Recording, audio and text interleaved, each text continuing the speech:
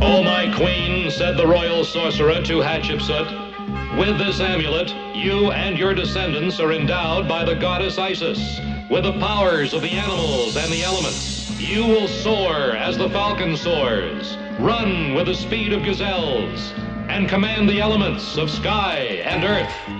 3,000 years later, a young science teacher dug up this lost treasure and found she was heir to the secrets of Isis. And so, unknown to even her closest friends, Rick Mason and Cindy Lee, she became a dual person. Andrea Thomas, teacher. Almighty Isis. And Isis, dedicated foe of evil, defender of the weak, champion of truth and justice. There's nothing wrong with the carburetor. I checked it myself. Besides, I don't think you know a carburetor from a piston rod. Talk about a chauvinist pig.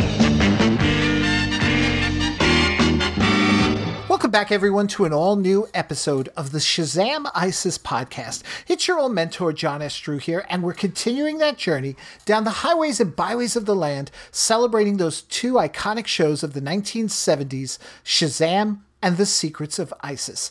And my co-pilot on this journey, as we're coming to the end of the first season of Isis, is the Big Red Cheese himself, Mr. Richard F. Lee. Hey, Richard.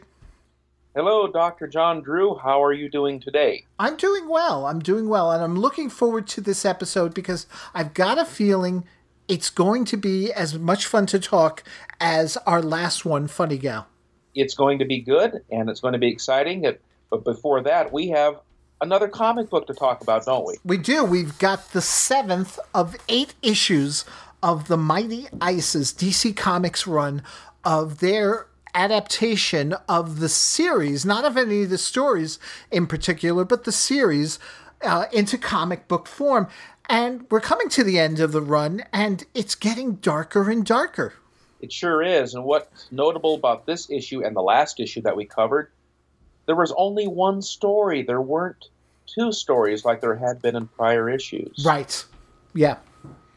Yeah. I got to say, right from the very beginning, I love the whole opening of this story as Rick is questioning if Isis is evil. Yes. He'd never thought of it before, but could Isis have done something to Andrea Thomas? Yeah. Oh, wow. And so, very, very different. And then the facial expressions on Rick Mason are, she's up to something really bad. Yeah. Yeah. She's up to something really bad, but what's interesting is we finally get, and this is something that we never really get with Superman, you know, because we've joked about this. How is it nobody makes the connection that Andrea Thomas and Isis are the same? They look pretty much alike. We see it as the audience, but actually Isis uses magic to distort her appearance, it turns out. Yeah. Well, Superman couldn't really do that. Did Superman use hypnosis?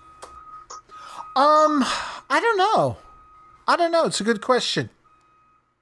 When I think about it, yeah, I like the explanation, how she can use magic to distort her appearance so no one makes the connection that she's Andrea Thomas or anything like that.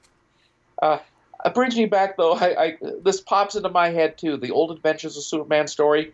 There were numerous episodes where George Reeves takes off his glasses as Clark Kent in front of the others, and they don't recognize him. Right. He's lying in a bed unconscious without his glasses on. Everybody's in the room, and they don't recognize him.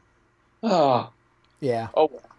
So here at least we're given some kind of in-worldly explanation for why Isis and Andrea don't really look alike because of the magic. Right, exactly. And I also did like, I mean, I know we've had this continuity because of the whole thing with Andrea changing and giving up her Andrea persona and becoming Isis and all that permanently. But there's the mention of the ooze from the last issue. I like that. Yes. And I just am looking at it right now also. They reminded the readers of what happened in prior issues in case that we didn't forget or we didn't read them. Right. And these were the days when really continuity was not as established or as strong as it is today. If you're in a comic book series and you're trying to follow a comic, they're not going to reference the prior issues all the time. They're going to treat the adventure as an ongoing thing, like a soap opera. Right. So there won't be an asterisk reminding you that this happened in last issue. Well, there's also the whole thing of, this is ISIS. We're not talking about Superman or Batman, an established character. I mean, ISIS is still relatively new. How much continuity as the DC Comics can you do? Those early issues are one and dones. They almost remind me of the old Gold Key comics that never had a sense of continuity. But when we got to the 5th, the 6th issue, now we're starting to get, again, and we keep saying it, we're moving away into a darker area with ISIS, but it is a continuity. And DC is establishing this character as theirs. Yes, you're correct about that. They are establishing this character as theirs, and as time would go on, ISIS would be theirs. Yeah. They could change this character and reboot it and retcon it entirely in the future, decades into the future. So they're trying to really make ISIS their own at this point. And I can't say, and no one knows, I just don't think anyone really knows. It ultimately translated into sales, but did that change of the ISIS character that DC wanted to do hurt the comic book, or was it the fact that it lost fans of the show, although the show had high ratings, people not interested? We don't know. We'll never know the answer to that, but for sure, DC is trying to make ISIS a part of the DC heritage or continuity. Yeah. Yeah. Now, I've got to love this whole thing because Rick goes on, like, basically research, trying to learn all he can about ISIS. And they give us the background of the original ISIS. And I did like this because they could have cheated out. She's a darker skinned woman. She's Egyptian. So it makes sense. She's not going to be white. But it makes me wonder.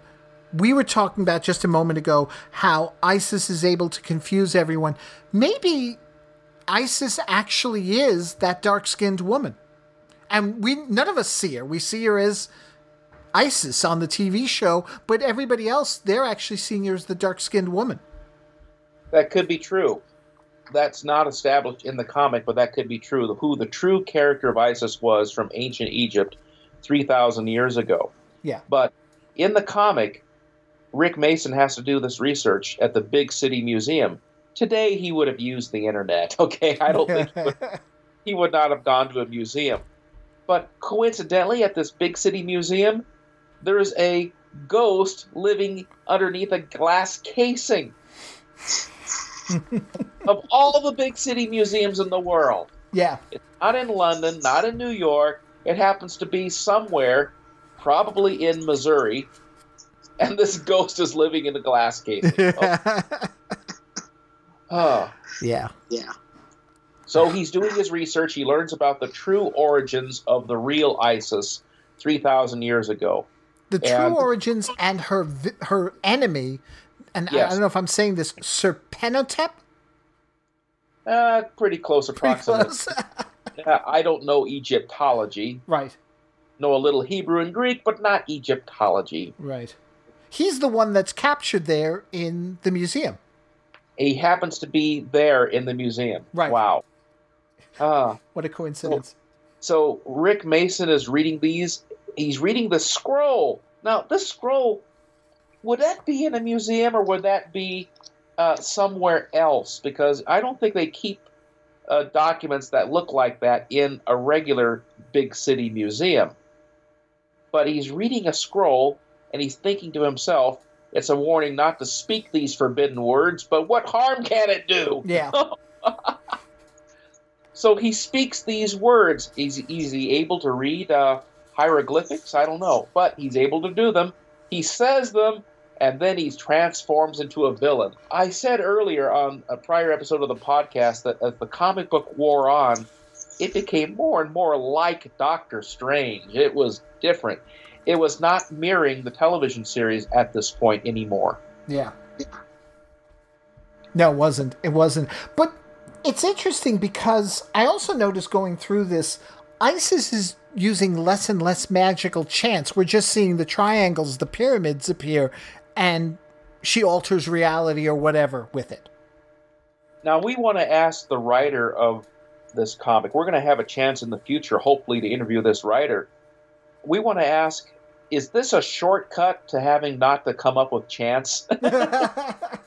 Well, just put pyramids on her hands. Well, I mean, it is a comic book. You'd think, you want word balloons. By the way, we didn't say this. The issue is, the title of it is Feel the Fangs of the Serpent King, written by Jack Harris again, with art by Mike Vosberg, and this time the inks are done by Frank Chiaramonte. So a little difference there in the inks, but like we said, what a coincidence. Here's Serpenitep in the museum. He gets loose. So again, we're going to have, two powerful magical beings fighting. But this time, and I did like this, he takes over Rick. Yeah. And look at that classic expression. If you have a copy of this comic book issue number 7, there's a priceless expression of Rick Mason in a little pyramid. Okay? Yeah. Well, that's the thing, though. This begs the question. We were wondering, where is Andrea gone? I even suggested that Andrea technically committed suicide by giving up her persona, because we've already established now in the comic that Isis is a different person. Serpenitep is a different person. He takes over and switches places with Rick. Rick goes into the pyramid. Where's Andrea? Well, she's in the nether region somewhere. But that's just it. I'm getting, did she entirely give up? Did Isis consume her in a way and force her, or make her think this is the best way to...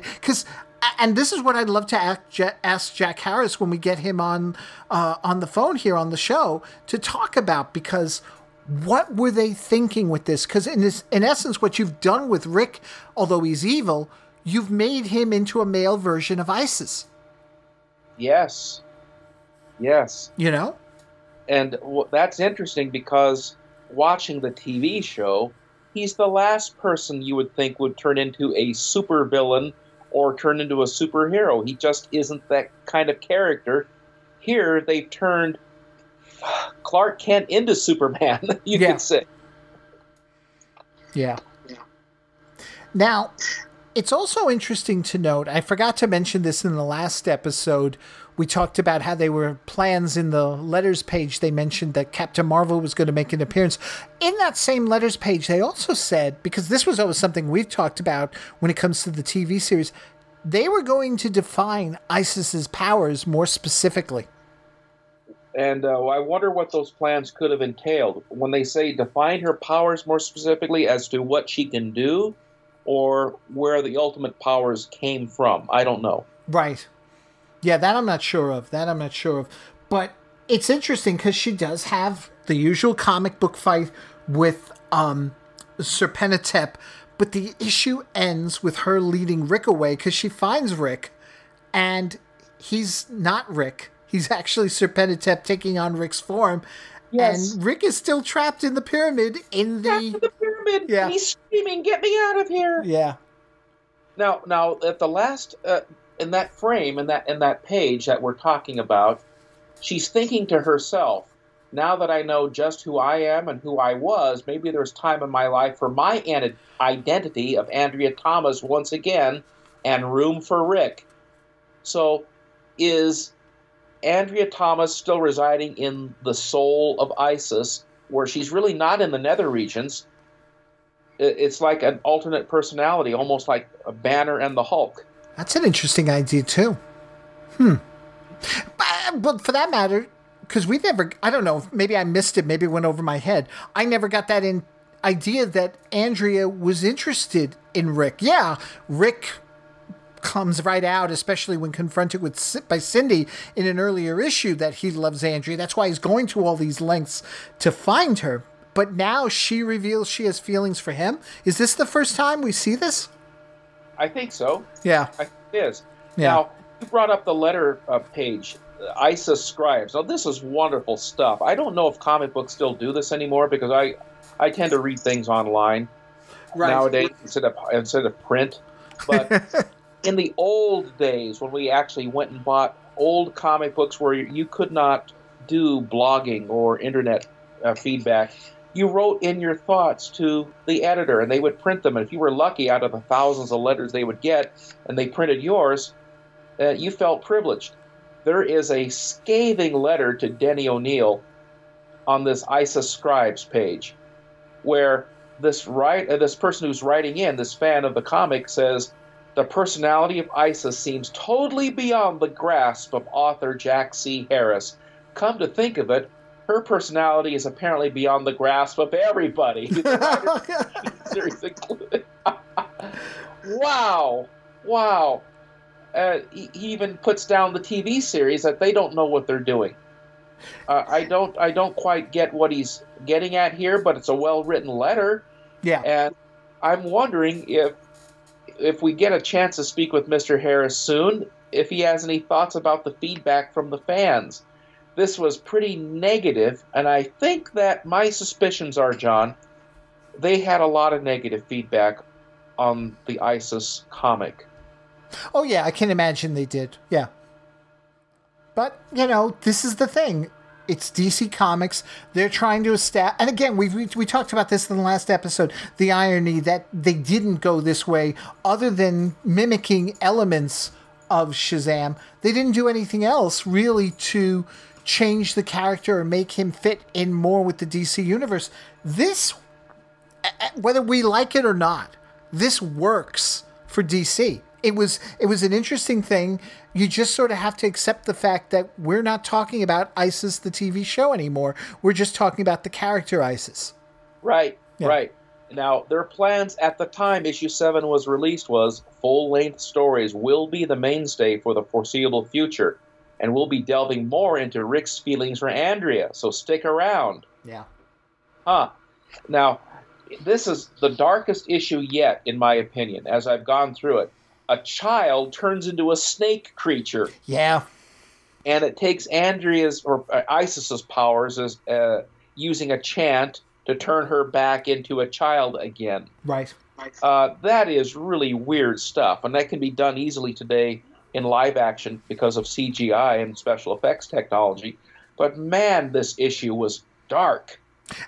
And funny, too, because I could see that easily on an episode of The Flash or Arrow now where a child is used. We wouldn't think about it because, again, this is how far we've come, whether for good or for bad in storytelling. But in the 1970s, using a kid to attack ISIS, it's dark.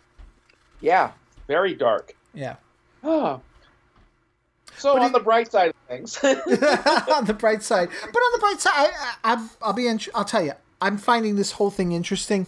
I'm sorry to see, because obviously they're not going to wrap up this storyline with issue 8. It's going to come to an abrupt end with the cancellation of the book. So that's why I'm hoping that we can work this out and have Mr. Harris on the podcast so we can find out what was going to happen, because they had to have had these other issues mapped out. Who knows?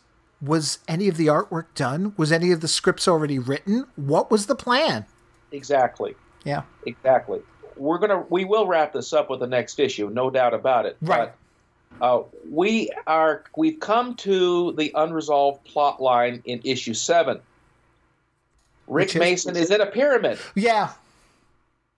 Yeah. Well, see, that's fine, because at the time we didn't know we were done with the series with the next issue. Now the question is, and I'll be honest, I haven't read it yet. I don't know. I've been purposely... I think I did read them originally when I got them in the mail, but I don't remember. And I'm staying perfectly innocent of the knowledge. I don't know if they make any effort in the 8th issue to resolve Rick's plight.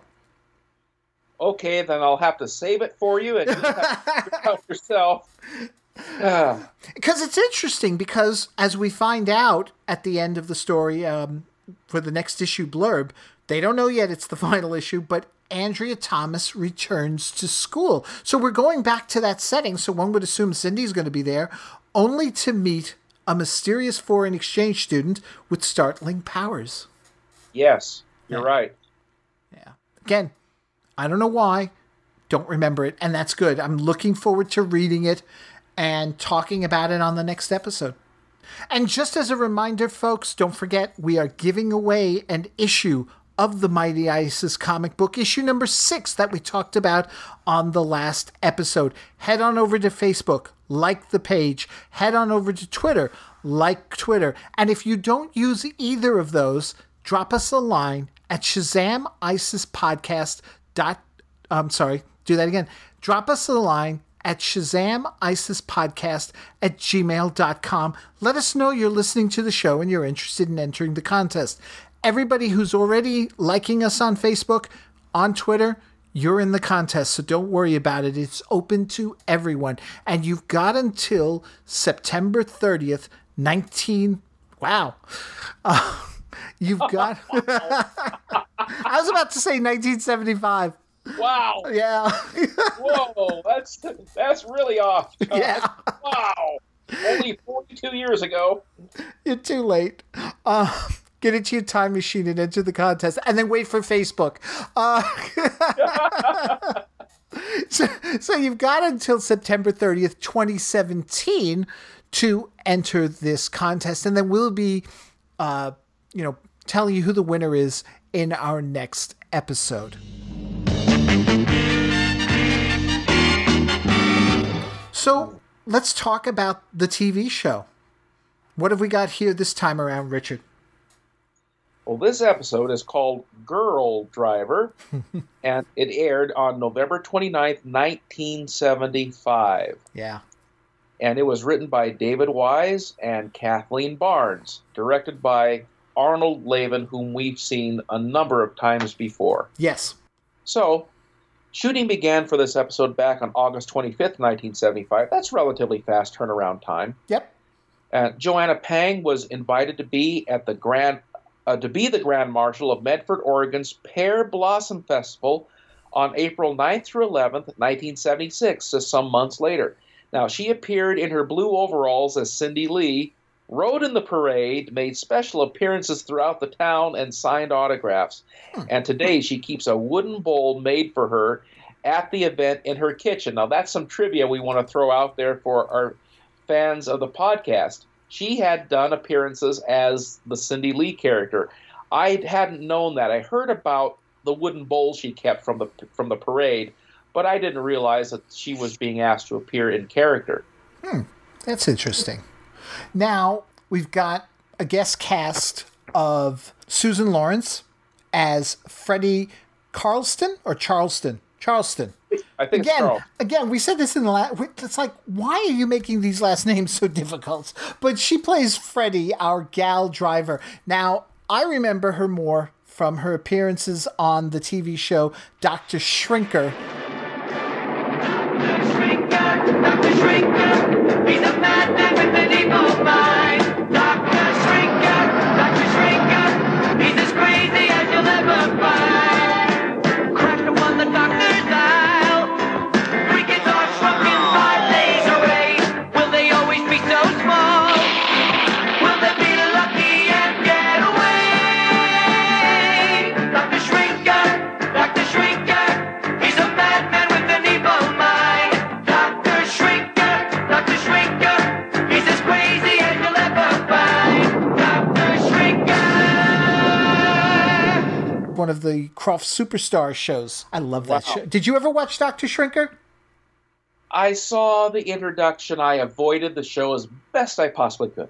Wow. It was fun, especially since I wasn't even aware of it at the time. There had been the other show 10 years earlier, Land of the Giants. I didn't know that either. Yeah. Now, I'm going to have to go back and get a Sid and Marty Kroft fix. I didn't watch very much of Sid and Marty Kroft. I knew they were a rival of Filmation. Right. I thought Filmation did things a little more seriously, with the exception of Ghostbusters, perhaps.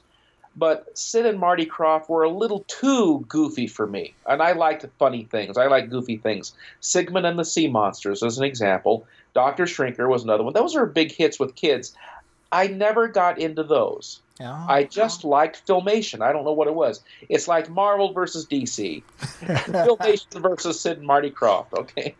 It's funny, you mentioned Sigmund and the Sea Monsters and Lidsville and all that kind of stuff. I wasn't into that, but Superbug, Wonderbug. Wonderbug was another one. Wonderbug, Electra Woman and Dyna Girl, Land of the Lost, Dr. Shrinker, all those high concept, I thought, at the time as a kid, sci-fi shows.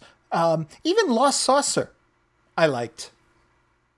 You know, but we have Steve Dubé as Mack Leonard, and getting credit because he's going to make an appearance here, Albert Reed as Dr. Barnes.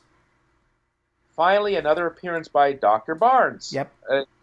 That was such a good character. I like how they sprinkle him throughout the series. They don't have to use him in every episode. They don't overuse him.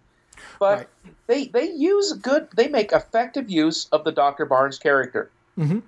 I really thought that the series, and of course we're only looking at this episode today, but they overall did a terrific job with the use of Albert Reed as Dr. Barnes, because his character was an important supplement to the trio of Rick, Andrea, and Cindy. Right, yeah. Now, the show opens, and we see Cindy has a car. She was riding a bike at the beginning of the series. Now she's got a car. Yeah. Now she's upgraded in one season. Yeah. Yeah. And for this episode, they let her not wear the overalls. Yeah. Yeah. Heard the latest? Freddie Carlton and Mack Leonard are competing in the big election for Auto Club president. It's a big fuss. I'm familiar with Mack. He's one of my students. What's all the fuss about? Do you know Freddie? Name doesn't ring a bell. I'll stop by and introduce you. Fine. Of course, the way you hear it, you're thinking they're both guys. Andrea doesn't know Freddie, but Cindy does. She knows everybody. She knows everybody again. Yeah. Cindy is the catalyst for all these people. Yeah. Hey, Freddie! Cindy, hi. Hi. So this is Freddie. Miss Thomas, Frederica Carlson. She's what the big fuss is all about. Hi, Miss Thomas. Cindy told you about the Auto Club election? Yes, now I understand what the fuss is about. We've never had a girl run for Auto Club president before. It's not such a big deal. I helped my dad out at the garage here, but I guess some of the boys don't think that girls are fit to mess with cars. Freddie's going to show me how to fix a flat tire in case of emergency. Great. Listen, I have this letter to mail. Excuse me. Sure, Miss Thomas. Nice to meet you. Thanks. Freddie. Back shortly. Yeah. Now, what's interesting, and I caught this when I went back and reviewed the episode again. She's underneath on that little gurney. I used to play with those when I wanted to be a mechanic when I was a kid, and I was around mechanics a lot. I never learned to be, okay? I could take things apart, and I could put them back together sometimes, but I never did get to become an auto mechanic. But I was around them, and I wanted so badly to pretend to be one, so I had one of those little slides you lie on and get underneath of a car. Here, you have the character. You don't know the gender of the character. That's withheld from you, and they call the character Freddie. Right. So you're going to assume this is a man, and then she comes out, and lo and behold, it's a woman. And so that's the theme for this episode, girl driver. That's what, and it gets it right off the bat. I thought that was an effective introduction for a guest character for this episode so far. Yeah, no, I agree.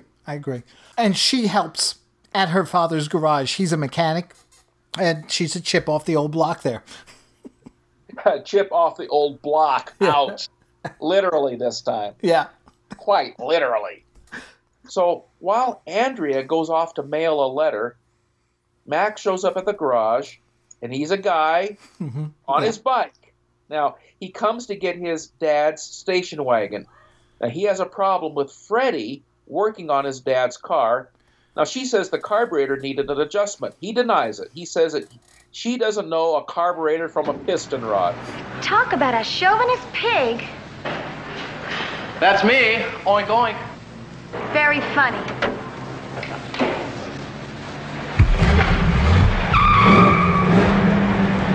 Matt, watch out for that gas can!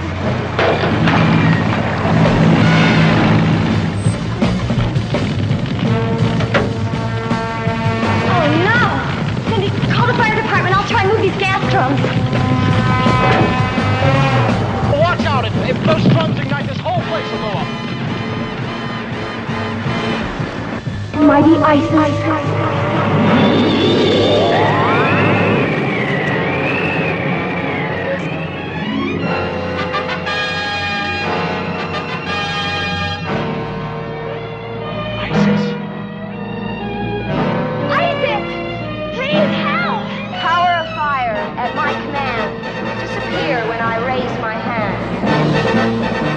But did you notice Freddie isn't that bright because I guess in fear she's clutching on to more gas cans. God. Oh, boy. Isis comes in, quickly dissipates the fire, and there's this discussion over whose fault it is. Isis sides with Mack at first when he points out that she left that oil can out and it was careless of her, but then she points out he was being careless and not watching where he was driving. That's right. Yeah. That's right. She could have said it a little differently, said both of you need to be responsible, and that would have saved for purposes of economy. But I'm not quite sure the choice of the writer at this point, why the writer chose to have Isis divide up the irresponsibility of both characters. I don't know why the writer made that choice. I think it was just a matter of settling that there's enough blame to go around. Mm-hmm. You know, I think that's really what it was. It was, but I think it could have been phrased probably differently, and she could have said, both of you are irresponsible and at fault for this thing happening. Both of you need to be careful. She needs to be careful about how she's doing things in her garage and leaving gas cans around, and he's responsible by not looking where he's driving in the first place. She could have said that in one sentence. I think that how it's written didn't quite work for me at this point, but the sequence is good. Oh, yeah. She uses her powers to put this fire out and does a great job of it, and it looks very convincing. It's clearly a reverse shot of some kind. Right, exactly. And it looks really good. Yeah. I thought it looked terrific. Yeah. So afterwards, we cut to the school, and we've got our Tut scene. I don't know, are these starting to become obligatory? Like, we have to have Tut in the episode? Yeah, I think it is. No one caught the continuity issue, though, before we go to Tut.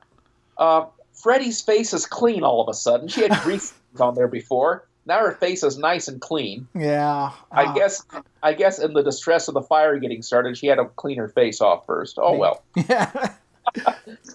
But we do have to go. We got to move on to Tut here. Yeah. Tut appearances are obligatory. You mentioned in a prior podcast that I think Lou Scheimer wanted characters to have animal companions. Right. Or at least some sort of, squawking sidekick. Like Arc 2 with Adam, the talking chimpanzee. There you go. And yeah. of course, no, the thing I didn't catch at the time, I digress, because we're talking about Filmation. We're talking about The Secrets of Isis, obviously, but we're talking about Filmation in general, and the types of TV shows that were produced at the time, Sid and Marty Kroft and so on. With poor Adam, the chimpanzee, I think he was a chimp. That was a clear reference to evolution, that our first ancestor was an ape-like creature. And as I got older, I realized, I think that's what he was trying to do. So I think that Lou Scheimer had a Dr. Dolittle thing about himself. He wanted animals to be in touch with humans. But I like Tut. I like Tut as a supplemental character. He's really the fifth semi-regular on the show, John. I'd agree. Yeah, he's the fifth wheel behind Dr. Barnes, I think. Yeah. Fifth character. Yeah, I'd agree. Yeah. Hello, Cindy. Hi, Tut. Okay. What's this about? This whole thing is stupid. Freddie's not qualified to run for Auto Club president, and she knows it. I'm just as qualified as you are. As Auto Club advisor, mind if I butt in? Dr. Barnes, please. Now then, just why are you so sure that Freddie isn't qualified, Mac? Because she's a girl? Here we go again. Mac, that attitude is pretty old-fashioned. Being a mechanic is a man's job. And right on cue, in comes Rick. Did I hear something about a man's job? Cookies, anyone? Sure. They look good. Thank you. And they are. Permission? I loved it. It was perfect. I love it. And it's breaking the stereotype. Look, the fact is, men have baked cookies from time immemorial. Yeah. It's just an appearance of gender roles, like do only women bake cookies, men don't do. That's never really been true. Men have always baked cookies. Yeah, exactly. But this is funny. It's meant to throw something in there. I mean, that's just funny. It's I don't think it's anything is really meant by it. It's meant to be funny. No, but the look on Brian Cutler's face as he comes in with those cookies, because he knows the joke is there, and but like as Rick, he's not supposed to, but he's playing it up because he's so proud of himself that he's made these cookies. We should ask Brian Cutler if he can bake cookies for us.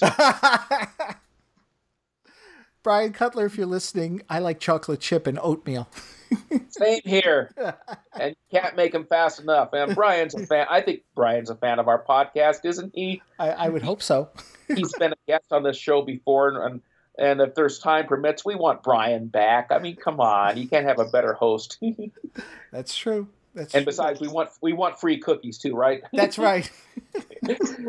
Yeah, he can go into business for himself and not only sell autographs as Rick Mason from The Secrets of ISIS, but he can go in his own cookie line. So, anyway, Andrea feeds a cookie to Tut, right? He feeds a cookie to Tut. Yeah. You don't give sugar to a poor bird. That's animal cruelty. The bird was eating Andrea's birthday cake a couple of episodes ago. Yeah, you're right. Yeah. Oh, dear. So, Rick suggests a rally to solve the problem. I don't know. This is like deja vu. Has something like this ever been suggested in the prior episode of The Secrets of ISIS, or is my mind playing tricks on me? This isn't sounding familiar.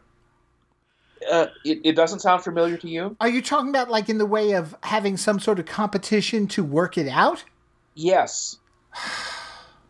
I not that it's coming straight to my head, but I mean, you know better than I would. Let's put it that way. Well, I've watched these, and I'm at a loss of memory right now, but maybe I'm thinking of a common trope in television shows. I don't know where I'm getting that from, but it seems as though that somewhere out there in the nether regions of my forgetfulness, there is a trope where it says, we will resolve this by entering a competition. That just sounds so familiar to me. I don't think we may not have seen it so literally in The Secrets of ISIS, but it seems so familiar that we solve problems by letting the best person win at something. So in this part of the show, Rick Mason suggests a rally to solve the problem. Yeah. The loser can drop out of the race. And now Cindy asks, what kind of a rally is it? It's not a test of speed, but of skill and driving ability. Part of me is thinking this right now, John, as we're doing this episode. There's liability issues here. Yeah. This would never fly today. No, your insurance company will not allow it. HR will not allow this, okay? You don't allow your students to engage in a rally involving speed on an obstacle course. Well, it's not a test of speed, remember? Oh. But still, it's not anything that any school would sensibly... Okay. With the principal monitoring it, no less. Yes, that's right. It's not a test of speed. You're right. It was a test of skill and driving ability. Yeah. Well, wait a minute. We already have that in school. It's called driver's ed. So why not just hold an election instead of doing a rally? Why not just do the election of who's going to be the auto club president? Right. So wouldn't the student body decide with the most votes who would win? What's the point? You'd think, yeah, what is the point? But, this is, I don't know. Who can figure the 70s was such a weird time? Hey, I think you're right about that. So many people now who find themselves in their 60s and 70s even will remember the 70s as being an awkward time. I mean, the 60s were not quite over for people who lived into the 70s, so I think they had a little too much of the wacky tobacco back then. They were probably writing this going, dude, let's have a rally, man. They're writing the script and typing it up. Now, they agreed to this, but later on at Freddie's father's garage, Mack stops by and he starts taunting her. He wants to drag race. He figures this is the best way to settle it. And Freddie at first takes the bait, but Cindy takes the keys away from her, pointing out that a president wouldn't do that. Yeah. I like that use of the Cindy Lee character. Yeah. It shows that she's forceful and can have some maturity and to talk sense into a friend. Yeah. Now, had Cindy Lee been around in the lives of the other characters we meet week to week, we could have prevented a lot of trouble.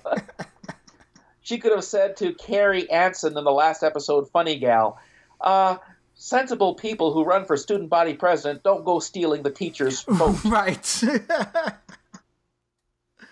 Well, she's come a long way from when she just went into the junkyard by herself to prove she wasn't chicken.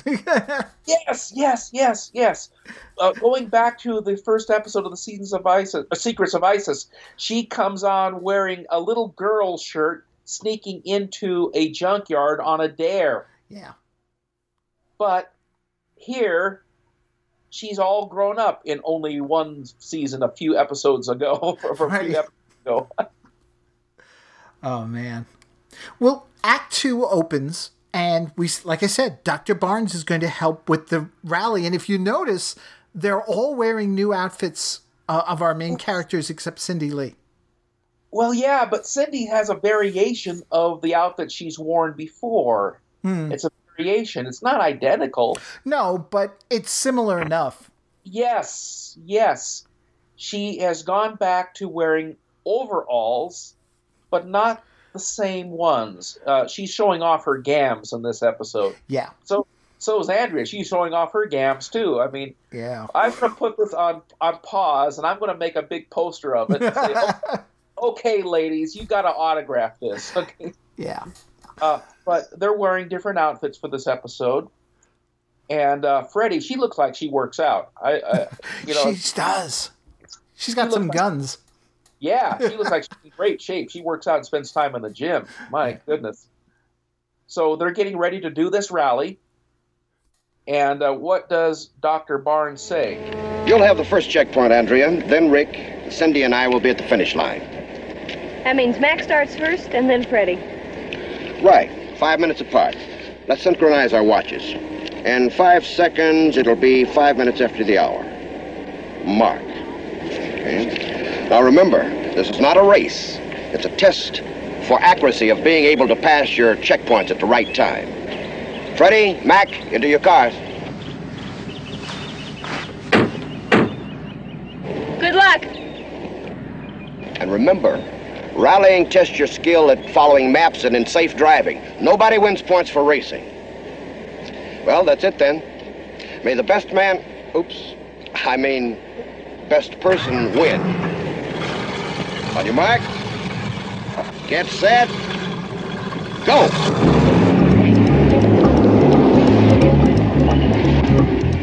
He reaches a juncture in this rally. Not a race now, it's supposed to be a rally. Right. He goes to knock down a sign on purpose, but he does not see that he put a nail in his tire in the process. Then he just takes off. Turn up left fork at Logan City, sign.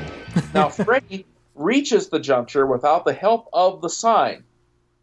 Andrea meets up with Mack at the next checkpoint in this rally. Yeah. And he's playing the whole innocent game, like nothing's going on or anything like that. He takes off. And we cut back to Freddie, and she realizes after a while she's gone the wrong way, so she heads back.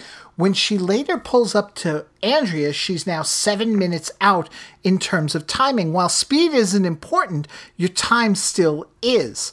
And she's getting ready to quit, but Andrea tells her, no, you still have a chance. But how would you have a chance unless you go faster? Yeah, that's a little confusing about this.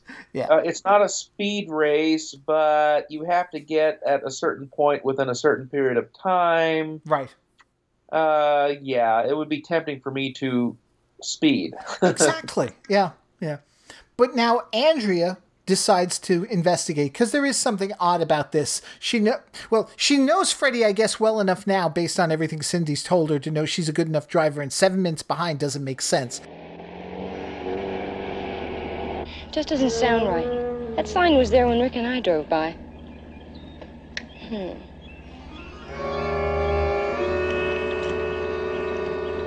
Mighty Isis.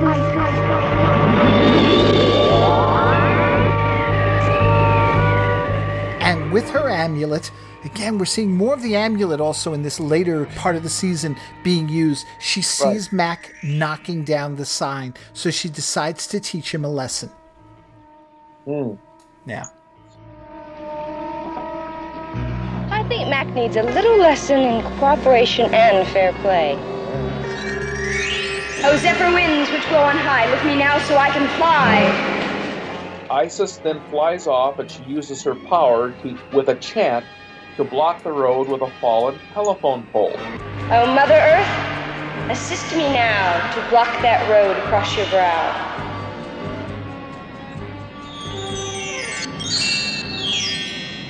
Very good. Now, up that road. That's fine. Yeah. She blocks Mack, who has to get out to try to move it.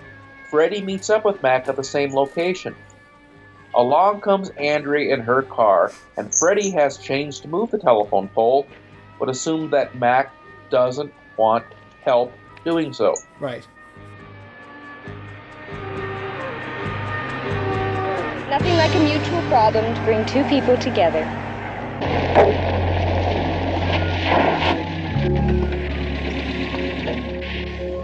Need some help? No, I'm doing just fine myself.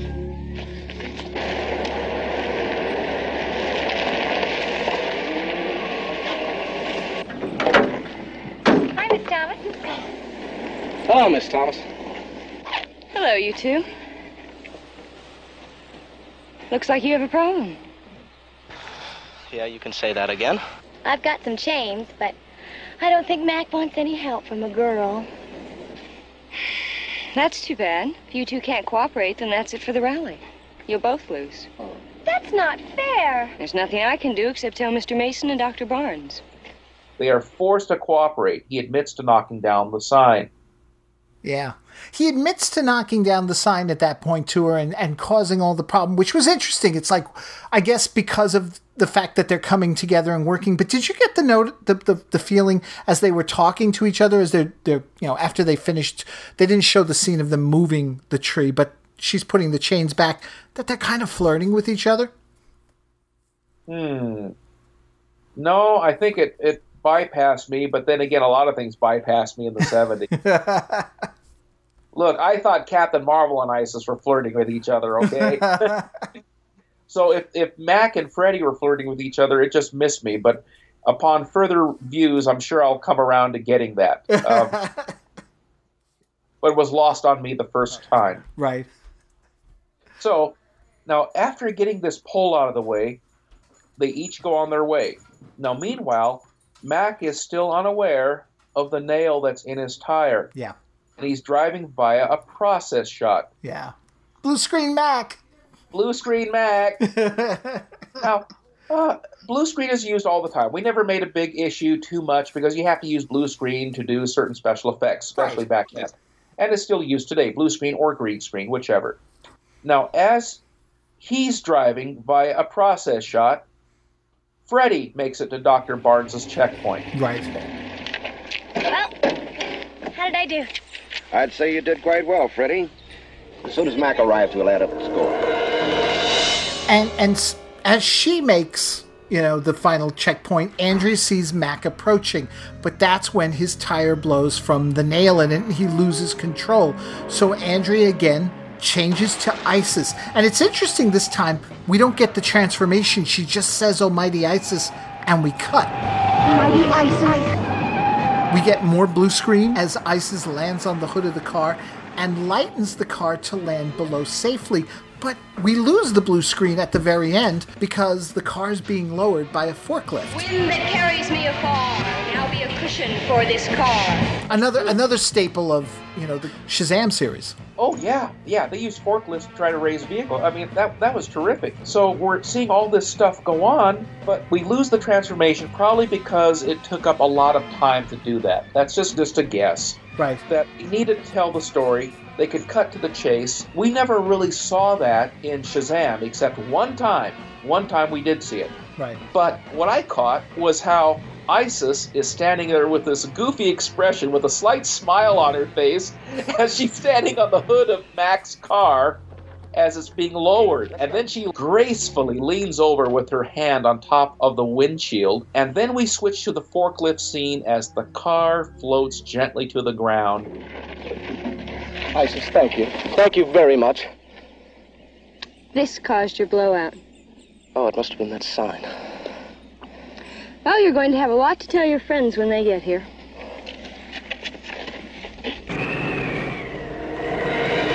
And then the next thing I knew, Isis slowed down the fall of the car, and I drifted down to the ground just as gentle as a feather. Well, we can all be thankful that Isis was there to save you. Of course, none of that would have been necessary if you hadn't knocked down that sign and got a nail in your tire. I realize that, Dr. Barnes. Another thing, you're going to have to forfeit the rally. Well, Freddie deserves to win. She's a darn good sport.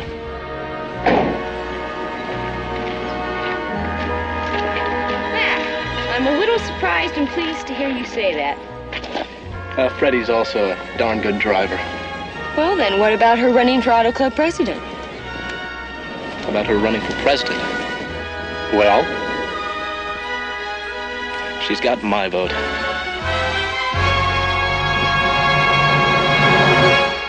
Joanna Cameron sells this entire scene. She does. She does. And I was, like I say, I was impressed because they go to a natural shot. And again, I'll always say it. She's wearing those high heels on the hood of a car, being lowered on a fork, lift. We obviously don't see the forklift, but making it all seem natural and not like, whoa, like she's going to fall off. Right. Yeah. Right.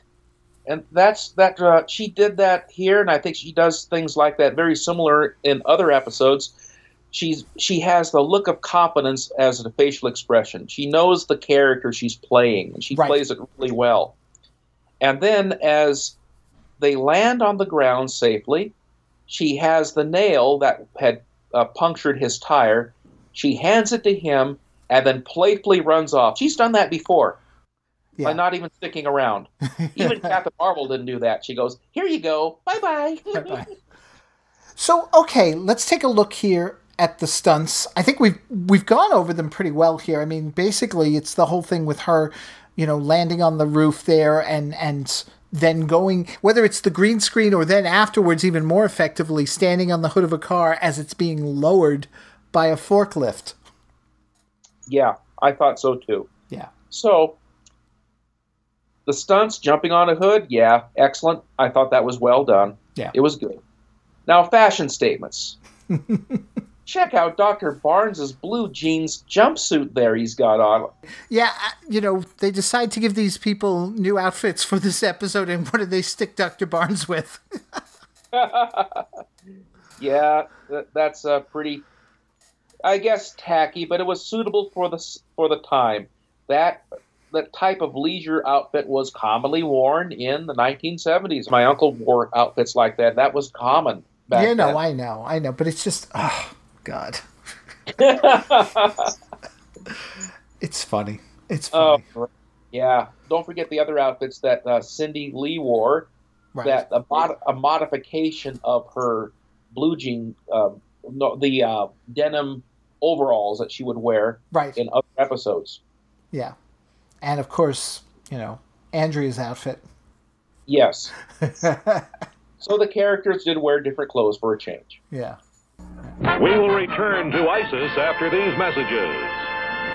Our langostino like tiny lobster. Your juicy steak at the Sizzler, where your favorite and mine come together. This is Kermit the Frog reminding you to watch The Muppet Show, this week featuring the wonderful Miss Ruth Buzzy. Great family entertainment on The Muppet Show. Tomorrow night at 7.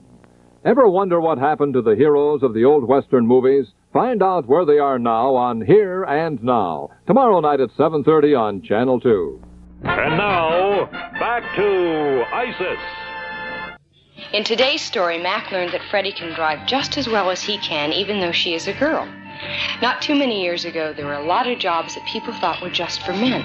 But times are changing, and today there are no jobs that are not open to qualified people, whether they be men or women. Each of us should have the chance to do whatever we dream, be it mechanic, astronaut, or President of the United States. See you next week. Anybody can be whatever they want, even President of the United States. I'm not touching that. I'm not touching it. What about you? Well, I like to touch controversial things. I'm in enough trouble over at Batcave, so... Not this time. Anybody can be what they want to be, including President of the United States. Not this time. Not this time. Oh, jeez. But, I really respect the moral of this episode. I saw it as a kid. I remembered it. Mm-hmm. And I had no problem with the ethical dilemma and issues in there. I really didn't. I thought it was good. And it was not a thing with me. I thought it was fine. Yeah, no, I agree. And I think it holds up. Yes, it holds up. Yeah. It's really good. It respects people for what they are and what they do. Yeah. So what do you think about our tut scheme here? 1 to 5 tuts. What would you give it? What would I give it? Well, I would give it, and this will make 2 in a row now, 5 out of 5 tuts. I really enjoyed this. I also give it 5 out of 5 tuts, and yet again we have Tut putting in an appearance, and this is the episode I was thinking of. There were 3 appearances of Isis. Okay. 3. Not just 1, not just 2, but 3. The character was well used. I thought the way the character was used was well done, especially the first appearance of Isis where she had to put out the fire. Right. The second appearance of Isis might have been a little contrived. The third one was necessary because he was driving off the cliff. Yeah. Yeah, you need Isis then, okay? Yeah. Good use of Dr. Barnes, who puts in a personal appearance. It's always a pleasure to see Dr. Barnes in the episodes of Isis that he's in, because they wrote his character with strong gravitas, if I can say that. I thought he was authoritarian without being in your face about it. I thought he was a good leader to the other characters. No, you're absolutely right. And now I think you've answered my own question about why they did a shortcut with one of the transformations. By the time we get to the third one, how many times are we going to watch the transformation in an episode when we need to tell the story? Right. Exactly. Yeah. Exactly. So we're both on the same page, 5 out of 5 tuts. 5 out of 5 tuts. This was a great show. I thought this was wonderful. For the last couple of reviews, we've had some strong winners on the first season of Isis. Oh, yeah, definitely. I mean, there's only been 1 or 2 clunkers. Yeah. Yeah. And any series where you have multiple episodes with different storylines, you're bound to get a clunker or 2. That's true of any television series. And here, I think that they did really well with these episodes. Yeah, I agree. So that's going to do it then for this episode of the Shazam ISIS podcast. Tune in next time. Did you know Rick has a scuba diving club? Yeah, he's very busy baking cookies and going scuba diving. Yes. And he does. And one of his students in the club gets into trouble in our next episode. And we're going to see that next episode and review it scuba duba on the next podcast episode of the Shazam ISIS podcast. Scuba duba. All of a sudden I'm thinking we should have some jazz music playing. You might be right. So until next time, folks, thank you so much for listening. Once again, Richard, everyone, take care. Take care, everyone in podcast land, and make sure you visit us on Facebook, like us on Facebook, and follow us on Twitter.